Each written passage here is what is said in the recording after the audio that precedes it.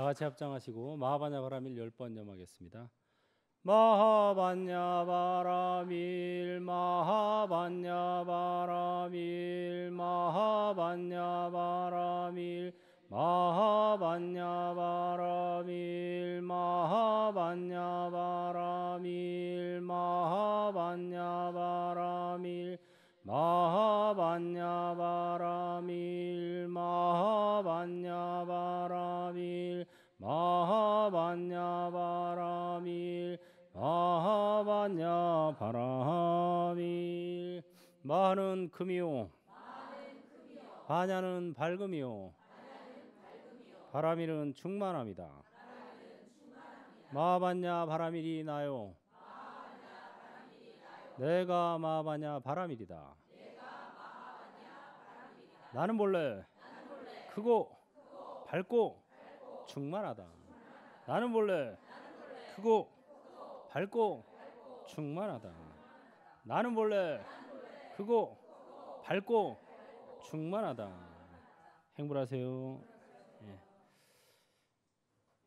자, 오늘은 붓다의 노래 책 73쪽 63번 개송이죠. 수다원과를 얻은 극고독장자의 딸 쫄라 수바다가 시를 읊다. 그래서 이제 시라고 표현했는데 개송입니다. 이게 바로. 먼저 개송을 읊고 설명을 하도록 하겠습니다. 감관은 고요하고 마음은 평온하지요. 조용하게 걷고 침착하게 서지요. 눈은 아래로 내려다보고 말은 적게 하지요. 그런 분들이 저의 스님들이에요. 몸의 행위가 청정하고 말이 청정하고 마음이 청정하지요. 그런 분들이 저의 스님들이에요. 진주족의 껍질처럼 얼룩이 없고 안팎으로 청정하고 훌륭한 덕을 갖추고 계시죠. 그런 분들이 저의 스님들이에요. 세상 사람들은 이익이 있으면 우쭐대고 손해가 있으면 풀이 죽지만 그분들은 이익과 손해에 무관심하지요. 그런 분들이 저의 스님들이에요. 세상 사람들은 명성을 얻으면 우쭐대고 잃으면 풀이 죽지만 그분들은 명성을 얻고 잃음에 무관심하지요. 그런 분들이 저의 스님들이에요. 세상 사람들은 칭찬하면 우쭐대고 비난하면 풀이 죽지만 그분들은 칭찬하거나 비난받거나 똑같은 태도를 보이지요. 그런 분들이 저의 스님들이에요. 세상 사람들은 기쁘면 우쭐대고 괴로우면 풀이 죽지만 그분들은 괴로움과 즐거움을 벗어난 분들이지요. 그런 분들이 저의 스님들이에요. 눈 덮인 히말라야처럼 착한 사람은 멀리 있어도 잘 드러나고 밤에 쏜 화살처럼 악한 사람은 가까이 있어도 잘 드러나지 않네. 네, 오늘은 이제 그 쫄라 수바다라고 하는 극고독장자의 딸이 있었어요. 극고독장자는 딸이 셋, 아들이 하나 있었습니다. 아들은 이제 깔라라고 해서 그 외아들이 있었고 또 딸이 셋이 있었는데 첫째 딸이 마하수바다고 둘째 딸이 바로 쫄라수바다입니다. 근데 이 극고독장자는 자기네 집에서 매일같이 공양을 올렸다 그러죠. 부처님과 스님들을 매일같이 1000분씩 청해서 에브리데이 공양을 올렸어요. 생각을 해보세요. 여러분 집에 손님이 오는데 1000명이 온다고 생각해봐. 그것도 하루만 오는 게 아니라 매일 온다고 생각해봐.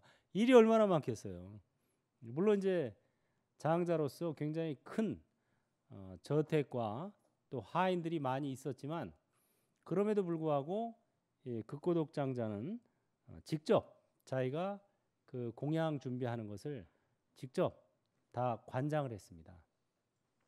그러다가 이제 본인이 바쁠 때는 큰 딸한테 시키고 그래가지고 큰 딸이 시집 가니까 둘째 딸한테 시키고 이래서 극고독장자를 비롯해서 그 딸들은 전부 다 수다원과를 얻었어요. 왜냐하면 부처님께서는 공양을 하고 나서 법을 설해 주셨거든요. 불교는 법의 종교거든요. 그래서 신도들은 스님들에게 공양을 올리는 밥공양이 의무고, 스님들은 신도들에게 법을 전해주는 법공양이 의무입니다. 밥을 먹었으면 개송 하나라도 전해줘야 되는 거예요. 이게 밥값을 하는 거예요. 그래서 이 부처님이나 스님들이 공양을 매일 오다시피 하니까, 오셔서 공양을 하고 나서 법을 설해 주시니까 그걸 매일 듣다 보니까 저절로 수다원과가 얻어진 거예요. 그래서 이제 줄라수바따도 언니와 마찬가지로 수다원과를 얻었습니다. 처녀로 있을 때. 그러다 이제 시집을 가게 됐는데, 그 시집을 이교도의 집안으로 가게 됐어요. 요새도 가끔 이런 질문 하는 분들이 있어요. 나는 불자인데 우리 딸이랑, 근데 뭐 저 집이 결혼해야 될 집이 뭐 다른 종교다. 어떻게 해야 됩니까? 뭐 이런 질문. 이때도 역시 이제 줄라수바따도 극고독장자의 딸이고 수단고까지 얻었으니까 불자죠. 그때 부처님께 여쭤봤을 때 부처님께서 보내라. 아무 상관없다. 왜? 줄라수바따는 이미 뭘 얻었어? 수다원과를 얻었기 때문에. 그러니까 수다원과만 얻으면은 이제 만사 해결이에요. 이제 거기서부터. 뭐 이교도 집안에 시집 가도 되고 이교도를 데려와도 되고. 왜? 수다원과만 얻어도 이미 그 확고한 불교의 신념이 생기기 때문에 절대로 개종할 일은 없습니다. 남을 개종시키면 시켰지 자기가 개종당하지는 않는 거예요. 그래서 걱정하지 말고 그 이교도의 집안으로 시집을 보내라. 이렇게 부처님께서 얘기했어요. 왜? 이교도의 집안에 가더라도 수다원과를 얻었으면 이교도를 다 불자로 만들어 버립니다. 시간 문제예요. 그래 이제 이교도의 집안에 시집을 갔는데, 거기 가서는 이제 그 집도 이제 부잣집이었는데, 이제 부처님이나 이 스님들을 모셔서 공양은 안 하고 그 이제 이교도 수행자들을 모셔서 공양을 하고 법을 듣고 이러는데, 자기가 이거 보니까 영 아니거든. 그래서 이제 건의를 합니다. 스님들을 좀 모셔서 공양을 했으면 좋겠습니다 하고 건의를 하니까, 몇 번 얘기하니까 시부모가 그 스님들이라는 분들이 도대체 어떤 분들이냐, 뭐 하는 사람들이냐, 어떤 분들이길래 네가 그렇게 간곡하게 그렇게 청을 하느냐 하고 질문했어요. 시부모가. 그때 줄라수바따가 이 개송을 읊은 겁니다. 스님들은 어떤 분이냐? 감관은 고요하고 마음은 평온하지요. 조용하게 걷고 침착하게 서지요. 눈은 아래로 보고 말은 적게 하지요. 그런 분들이 저의 스님들입니다. 몸의 행위가 청정하고 말이 청정하고 마음이 청정하지요. 그런 분들이 저의 스님들입니다. 신구의죠. 몸, 신, 말, 구, 뜻, 의, 마음. 그래서 이 우리가 선업을 짓든 악업을 짓든 신구의로 짓습니다. 그래서 신구의 삼업이라 그러죠. 삼업. 세 가지 중에 한 가지로도 지을 수 있고 세 가지를 합쳐서 지을 수도 있어요. 세 가지가 합쳐지면 훨씬 시너지 효과가 나요. 그래서 신구의 삼업이다. 진주족의 껍질처럼 얼룩이 없고 안팎으로 청정하고 훌륭한 덕을 갖추고 계시죠. 그런 분들이 저의 스님들이에요. 여기까지는 이제 개론적인 얘기고, 그 다음에 이제 이익이 있으면 우쭐대고 손해가 있으면 풀이 죽지만 세상 사람들은 그분들은 이익과 손해에 무관심하지요. 그런 분들이 저의 스님들이에요. 여기서부터는 이제 팔풍이라 그래서 8가지 바람에 흔들리지 않는다. 팔풍. 8가지 바람이에요, 이게. 이익과 손해. 이게 두 가지입니다. 그래서 이익과 손해에 끄달리지 않는다. 이게 진정한 수행자라면 이래야 된다 이거죠. 또 세상 사람들은 명성을 얻으면 우쭐대고 이르면 풀이 죽지만 그분들은 명성을 잃고 이듬해 무관심하지요. 그런 분들이 저의 스님들이에요. 이것은 명성을 얻느냐 잃느냐, 이것도 두 가지 바람입니다. 이익과 손해에 무관심하고 명성을 얻고 이름에 무관심하다. 또 세상 사람들은 칭찬하면 우쭐대고 비난하면 풀이 죽지만 그분들은 칭찬하거나 비난받거나 똑같은 태도를 보이지요. 이것은 칭찬과 비난에 흔들리지 않아야 된다. 이 소리죠. 또 세상 사람들은 기쁘면 우쭐대고 괴로우면 풀이 죽지만 그분들은 괴로움과 즐거움을 벗어난 분들이지요. 괴로움과 즐거움. 그래서 8가지. 첫째가 뭐였어요? 이익과 손해. 둘째는 명성을 얻고 이름. 그 다음에 셋째는 칭찬과 비난. 넷째는 괴로움과 즐거움. 여기에 흔들리지 않는다. 이게 8가지 바람이라 그래요. 그래서 팔풍. 그래서 진정한 수행자는 팔풍에 동요하지 않아야 한다. 이 소리죠. 여기까지 가려면 아라한과를 얻어야 돼요.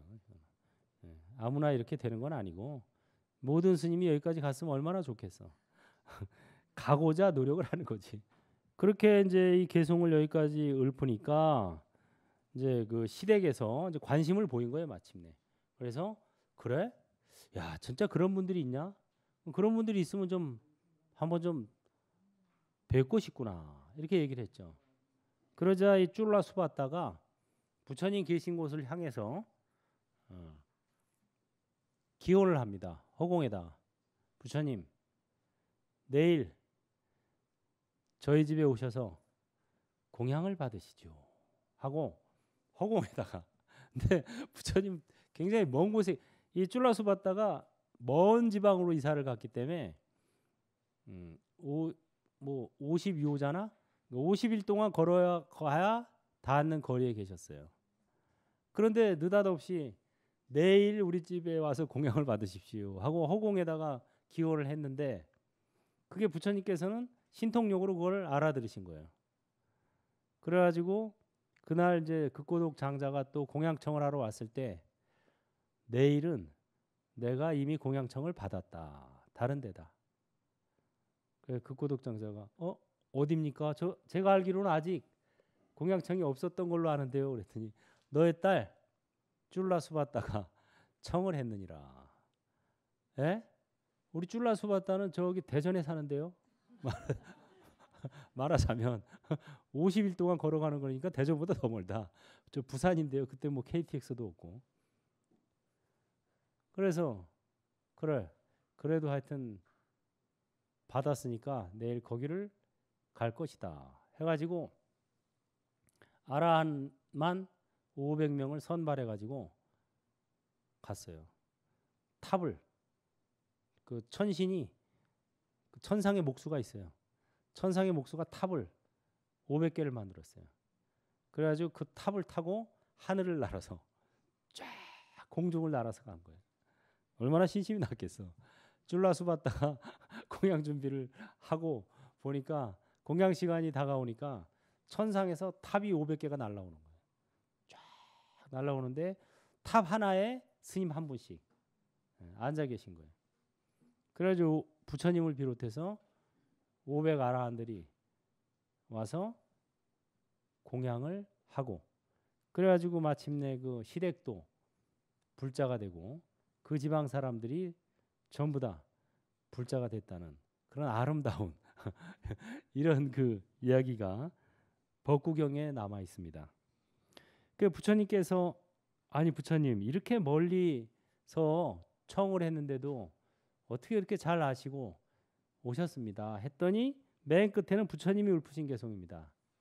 눈 덮인 히말라야처럼 착한 사람은 멀리 있어도 잘 드러나고 밤에 쏜 화살처럼 악한 사람은 가까이 있어도 잘 드러나지 않네 하고 쫄라수 받다가 비록 먼 지방에 있지만 눈 덮인 히말라야처럼 다 알고 다 보고 있느니라 하고 이렇게 설명을 하신 겁니다.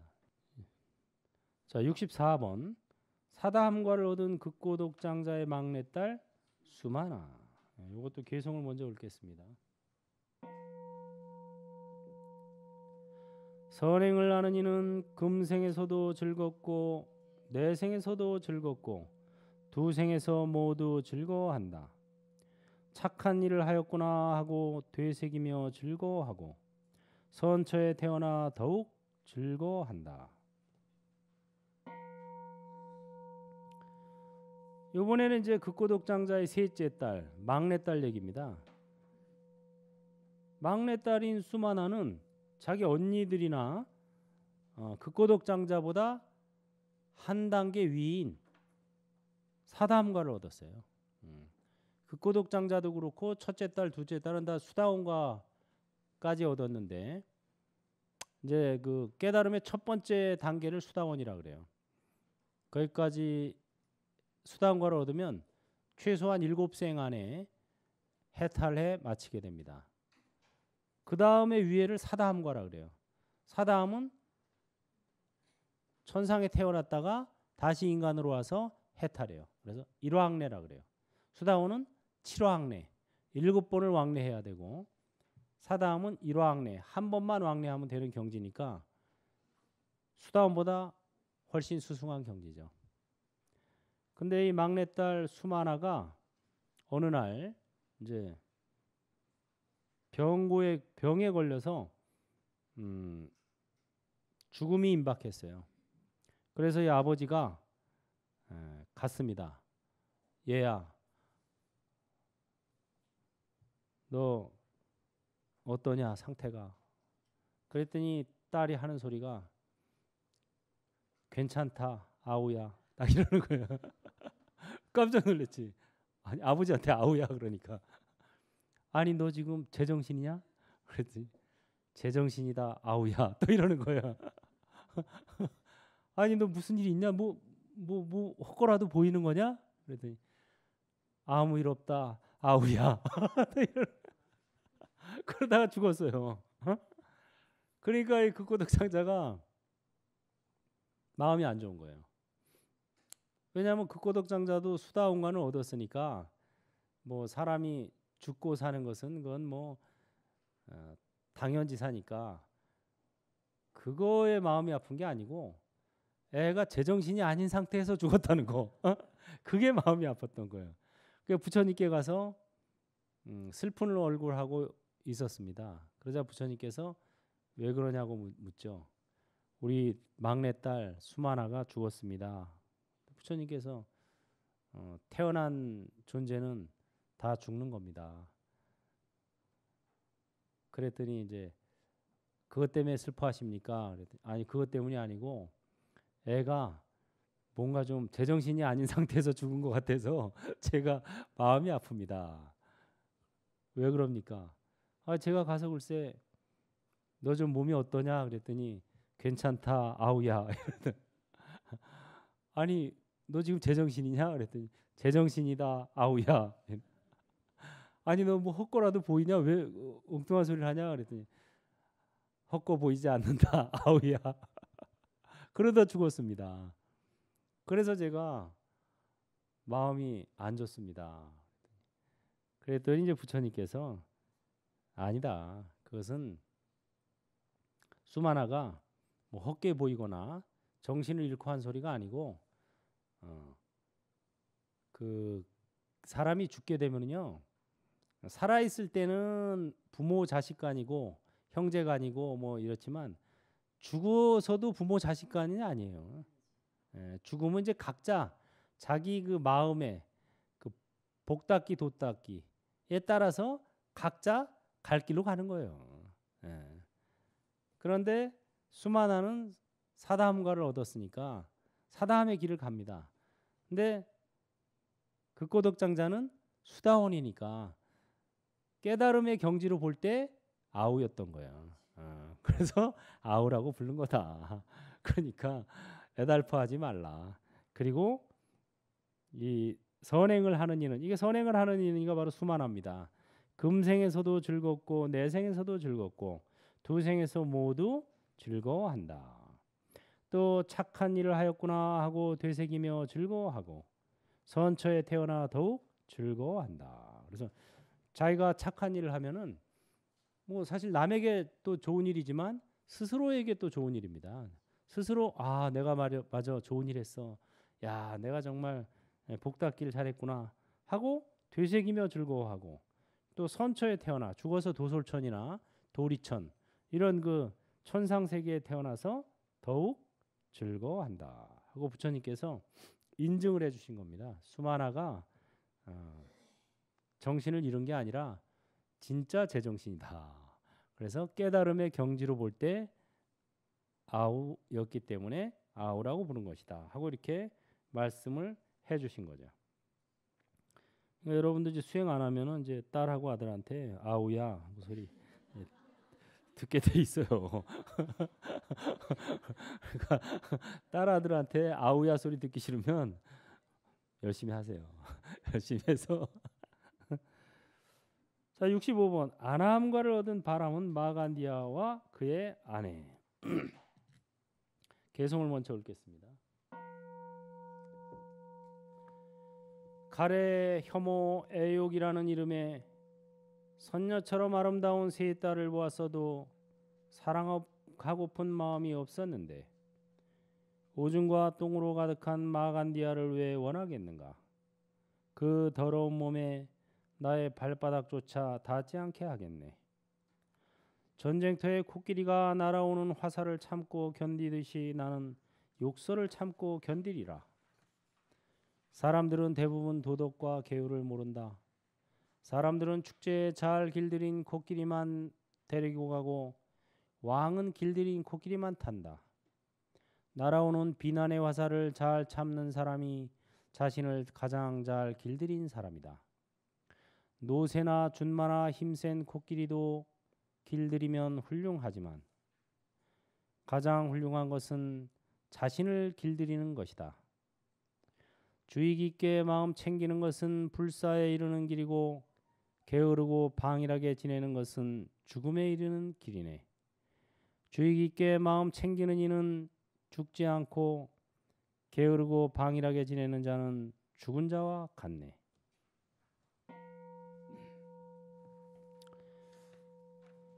석가세존 당시에 바라문 마간디아라고 하는 바라문이 있었습니다. 이름이 이제 마간디아인데 이 마간디아에게는 아주 아름다운 딸이 있었어요. 그래서 정말 딸이 이제 홍기가 되니까 사방에서 혼담이 들어온 거예요. 사방에서 뭐 여기저기서 하도 아름다우니까 그래가지고 이제 뭐 봐도 영 시원치 않다. 아무리 뭐 재벌집 아들 무슨 뭐 장관집 아들 뭐 다 와도 시큰둥했어요. 근데 어느 날 이 마간디아가 길 앞에서 길을 걷다가 부처님을 본 거예요. 부처님을 보고 내 사윗감이다. 용모가 준수하고 평화롭고 특히 걸음 그 발자국을 보는 재주가 있었다 그래요. 마간디아 바라문이. 그 사람의 발자국을 보면 그 사람의 품성과 그게 다 드러난대요. 성질이 급한 사람은 앞이 파여요. 팍팍팍팍 저돌적으로 걸으니까. 그다음에 성격이 산만한 사람은 발자국이 막 왔다 갔다 해요. 발자국이 단정하고 앞뒤가 골고루 파이고 이런 거를 보면은 이제 이 사람의 성품을 알 수 있는 거예요. 마간디아가 발자국만 보고도 야, 이 사람은 대단한 사람이다 하고 이제 부처님께 잠깐 여기서 좀 기다리시라고. 부처님은 이제 탁발 나가셨을 텐데 그래놓고 자기 이제 집 근처였으니까 얼른 집에 가서 딸한테 야 빨리 치장해라. 빨리 옷 입고 나가자. 지금 신랑감을 발견했다. 드디어. 하고 이제 치장을 시켜서 데리고 나갔습니다. 근데 부처님께서는 이제 나무 아래서 기다리고 계셨어요. 왜? 이 마간디아와 그의 아내가 아나함과를 얻을 연이 됐다는 것을 알고 계셨기 때문에 기다리고 계셨죠. 그래서 마간디아를 데리고 가서 이제 소개를 시킵니다. 이놈아가 내 딸. 딸 이름도 마간디아예요. 마간디아입니다. 어떻습니까? 우리 집에 장가 들지 않겠습니까? 그랬더니 부처님이 뭐라 그래 이렇게 해서 그때 부처님이 이 개송을 푸신 거예요. 가래, 혐오, 애욕이라는 이름의 선녀처럼 아름다운 세 딸을 보았어도 사랑하고픈 마음이 없었는데 오줌과 똥으로 가득한 마간디아를 왜 원하겠는가? 그 더러운 몸에 나의 발바닥조차 닿지 않게 하겠네 하고 개성으로 화답을 하셨습니다. 가래, 혐오, 애욕은 바로 이 마왕의 세 딸이에요. 부처님께서 보리수 밑에서 선정을 닦고 깨달음을 얻을 당시에 마왕이 자기 딸 3명을 보내서 유혹을 했어요. 이 세상에 붓다가 탄생하면 자기의 영역이 좁아져요. 빛이 늘어나면 어둠은 줄어들게 돼 있죠. 그래서 방해하기 위해서 세 딸을 보내가지고 각가지 모습에 10대, 20대, 30대, 40대, 50대 그 다음에 풍만한 여인, 날씬한 여인, 쭈쭈빵빵, 빵빵빵빵, 쭉쭉쭉쭉 뭐 골고루 단발머리, 장발머리, 무슨 스포츠머리 하여튼 각가지 왜냐하면 사람마다 취향이 다르니까 각가지 취향의 여인의 모습을 다 놔두어서 유혹을 한 거예요. 그때 부처님께서 그럼에도 불구하고 내가 아무 동요가 없었는데 하물며 너의 딸 마간디아 오줌과 똥으로 가득 찬 마간디아를 왜 원하겠는가? 그 더러운 몸뚱이에 발바닥조차 닿지 않게 하겠네 하고 좀 약간 과격한 표현을 써서 표현하신 거죠. 이 말을 이 개성을 듣고 마간디아와 그의 아내는 아나함가를 얻습니다. 그 자리에서 야 지금까지 숱한 남자들이 그저 어떻게 내 딸 얼굴 한번 보고 싶어서 손 한번 잡고 싶어서 그 난리들을 쳤는데 이분은 도대체 어떻게 된 분이 발바닥조차 닿지 않게 하겠다고 주겠다는데 자기 딸을 거기서 감탄하면서 아나함가를 얻었습니다. 그런데 막상 마간디아는 자존심이 상했던 거예요. 뭐 천하 미인이 나를 보고 오줌과 똥으로 가득해? 하긴 뭐 아무리 미인도 오줌과 똥이 있겠죠. 아니 뭐 우리나라 지금 최고 미녀가 누구예요? 김태희, 전지현, 뭐 송혜교 아닌가? 맞죠? 예. 오줌과 똥 있어요 없어요? 가득해요. 배를 다 째보면 그 안에 오줌과 똥이 가득해요. 그러니까 거기 뭐 발바닥조차 닿지 않게 하겠네. 뭐 초점을 어디에 맞추느냐에 따라 다른 거예요. 아무리 얼굴이 뭐 미녀라고 남들은 해도 이게 종합해서 보니까 미녀지 머리만 잘라가지고 쟁반 위에 받쳐놓고 보면 미녀일까? 보는 시야에 따라 다른 거예요. 이게 시야에 따라. 부처님은 이제 약간 과격한 표현이지만 이렇게 할 때 마간디아와 그의 아내가 아라함과를 얻으리라는 걸 아셨어요. 그래서 이렇게 아주 극적인 표현을 써가면서 이제 하신 겁니다. 왜? 부처님은 오직 전법에만 관심이 있는 거예요. 그런데 이 말을 듣고 마간디아는 속에 이제 응어리가 진 거예요. 뭐라고? 날 보고 뭐 똥덩어리? 발바닥조차 닿지 않게 한다고? 두고 보자. 해가지고 이제 아버지하고 어머니가 아라함과를 얻고 다 출가를 해버리니까 삼촌이 데려간 거예요. 그래가지고 옆에 있는 이웃 나라의 왕에게 소개시켜 준 겁니다. 야 너는 너무 미녀라서 일반인들은 감당이 안 되겠다 하고 이웃 나라에 가서 왕에게 소개시켜 줬더니 왕도 보자마자 반한 거예요. 그래서 졸지에 왕비가 됐어요. 왕비가 됐는데 부처님께서 원수는 외나무 다리에서 만난다고 어느 해는 이제 이 나라 마간디아가 왕비를 있는 나라에 하한거를 살러 가게 된 거예요. 그 마간디아는 이제 회심의 미소를 지었죠. 우리나라에 왔어? 잘 됐다. 어디 한번 당해봐라. 내가 왕비로 있는데 그래가지고 사람들을 고용해가지고 부처님하고 제자들이 탁발 나갔을 때 그 뒤를 쫓아다니면서 수십 명 수백 명이 막 욕설을 퍼붓고 막 이렇게 만들었어요. 그 시켰어요. 사람을 뒤로 시켜서. 그래가지고 이제 아난존자가 그 다음에 사람들한테 시주도 못하게 하고 욕설을 퍼붓게 하고 이러니까 탁발하러 가도 탁발도 안 되고 욕만 잔뜩 먹다가 배는 부르지 욕 먹으니까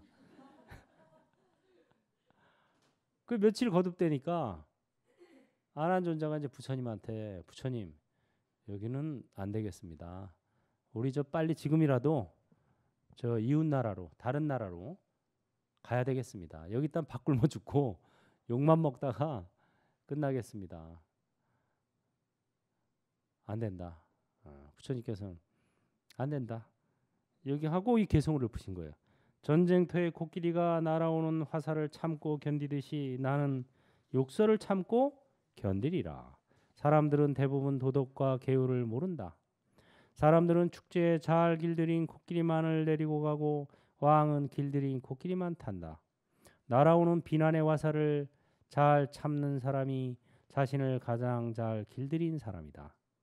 노새나 준마나 힘센 코끼리도 길들이면 훌륭하지만 가장 훌륭한 것은 자신을 길들이는 것이다. 자신을 길들이는 거 이거야말로 최고의 훌륭한 일이다. 해가지고 못하게 했죠. 그래서 이제 그러면은 우리가 아라한이니까 날라서 이웃 나라에 가서 탁발을 해가지고 날라와서 다시 드리겠습니다. 이랬어요. 그것도 안 된다 그랬어요. 왜? 지금 너희는 아라한이기 때문에 신통력으로 날아다니지만 후대 스님들은 그게 안 될 것이다. 그러니까 후대 스님들에게 본을 보여야 된다. 하고 그것도 못하게 했어요. 그러고선 걱정하지 마라. 7일 후에 이 어려움이 해결될 것이다. 하고 이렇게 말씀을 하시죠. 아닌 게 아니라 7일이 지나서 이제 그게 다 밝혀졌죠.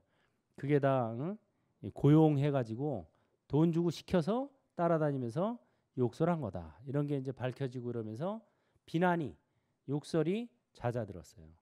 그러면서 이제 오히려 이제 부처님 가르침에 점점 교화가 됐습니다.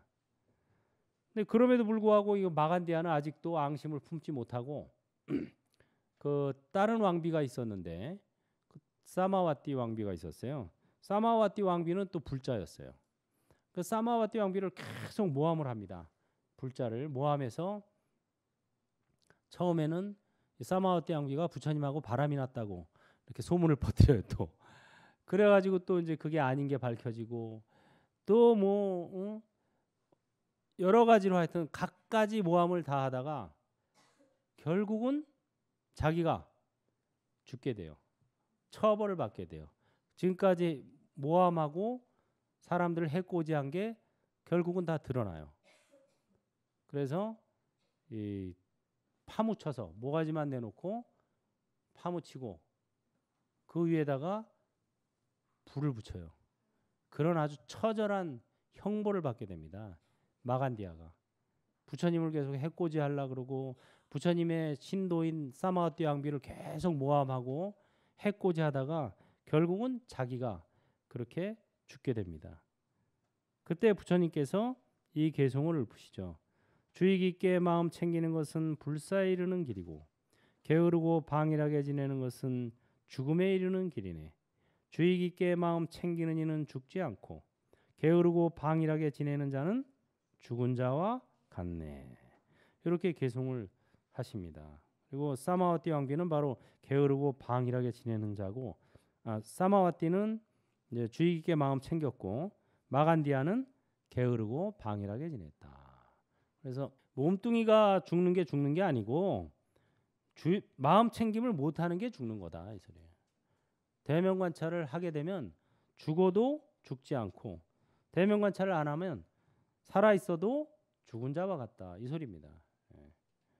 여러분들이 지난번에도 대면관찰을 가르쳐 드렸죠.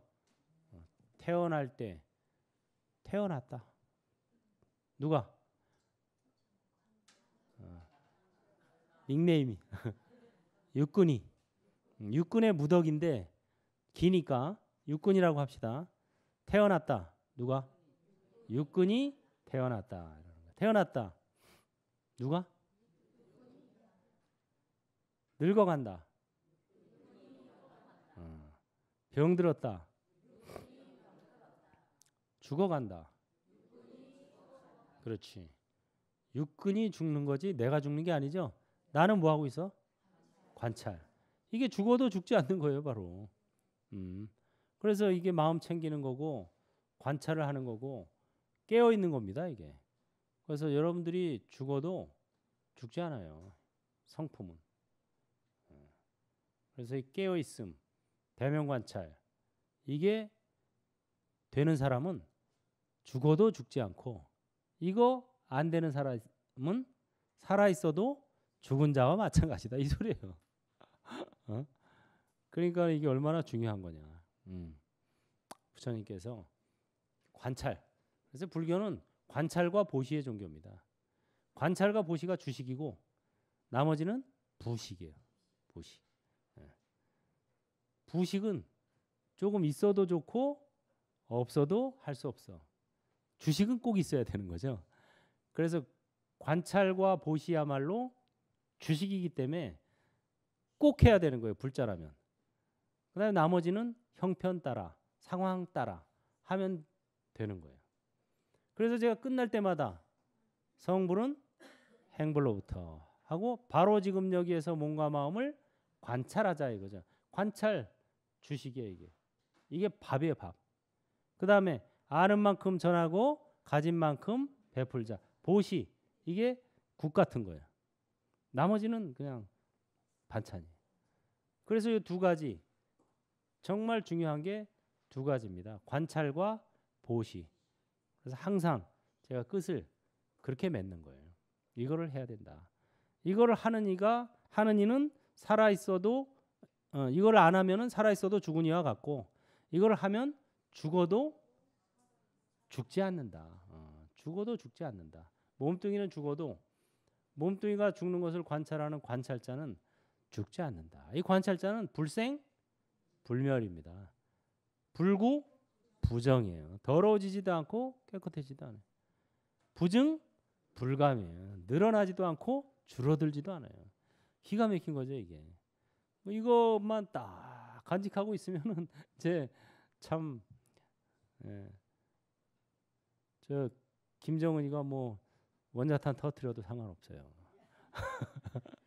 거기에 막 아둥바둥 할 필요 없어요. 물론 안 해야 되고 뭐 그래야 되겠지만 자 66번 개송 아라한과를 얻은 케마 왕비의 출가.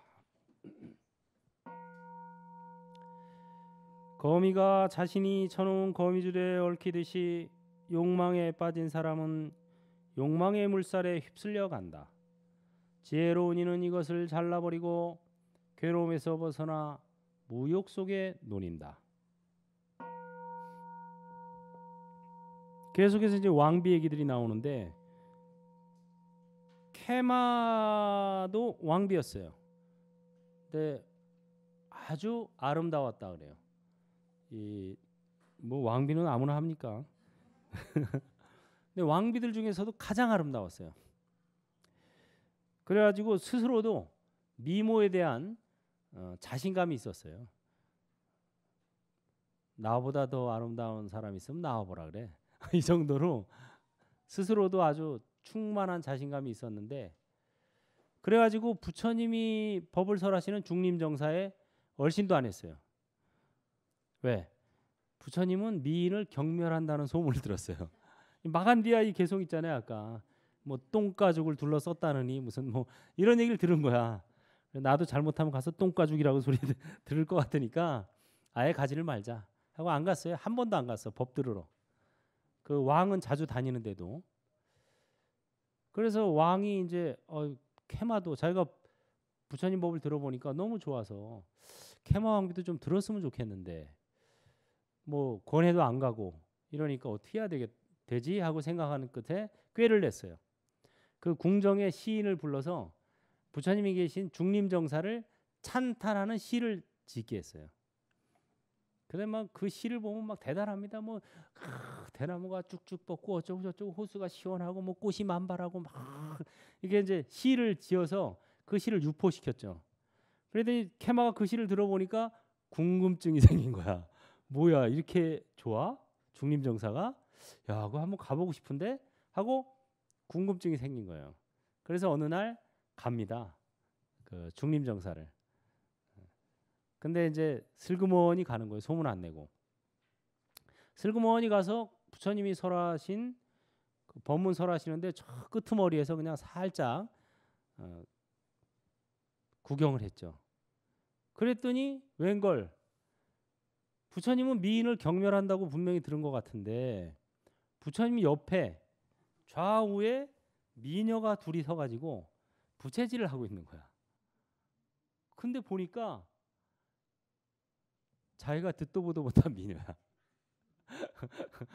자기가 오리려면 저 미녀들은 학이야.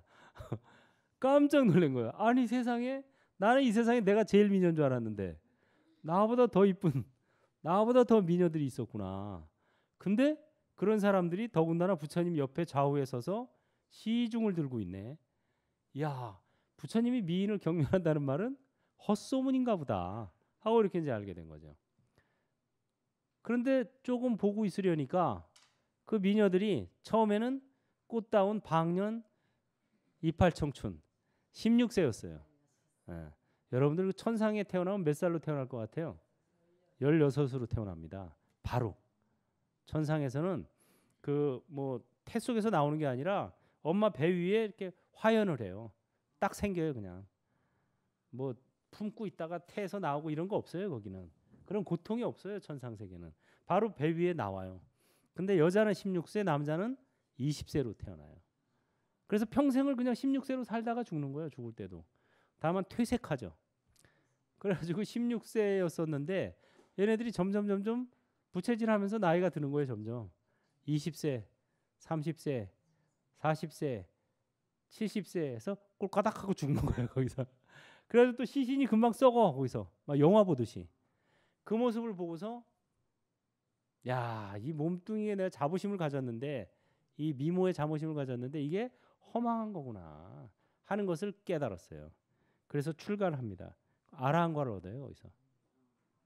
그 자리에서 아라한과를 얻고 출가를 하게 돼요. 그래서 부처님께서 이 개성을 읊어준 거죠. 거미가 자신이 쳐놓은 거미줄에 얽히듯이 욕망에 빠진 사람은 욕망의 물살에 휩쓸려 간다. 그러니까 뭐 미모 뭐 이런 게 다 욕망이에요. 지혜로운 이는 이것을 잘라버리고 괴로움에서 벗어나 무욕 속에 논인다 하고 이렇게 설명해 줬는데 이 개송을 듣고 아라한과를 얻었습니다. 케마왕비가 그 자리에서. 우리는 왜 이 자리에서 이거 듣고 못 얻을까? 선근이 있겠지. 선근이 전생부터. 예. 오늘은 여기까지 하겠습니다. 다 같이 합장하시고 성불은 행불로부터 바로 지금 여기에서 몸과 마음을 관찰하자. 아는 만큼 전하고 가진 만큼 베풀자. 행불하세요. 수고했습니다.